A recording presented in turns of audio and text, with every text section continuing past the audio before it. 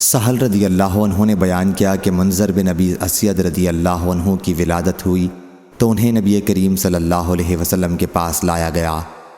حضرت صلی اللہ علیہ وسلم نے بچے کو اپنی ران پر رکھ لیا۔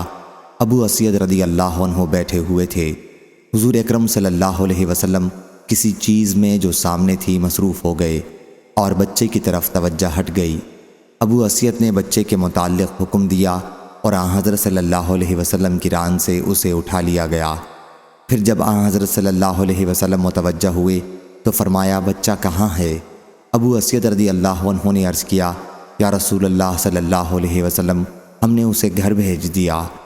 حضرت صلی اللہ علیہ وسلم نے پوچھا اس کا نام کیا ہے؟ عرض کیا فلاں۔ حضرت صلی اللہ علیہ وسلم نے فرمایا بلکہ اس کا نام منظر ہے۔ چنانچہ اسی دن حضرت صلی اللہ علیہ وسلم نے ان کا یہی نام منذر رکھا۔ صحیح بخاری حدیث نمبر 6191۔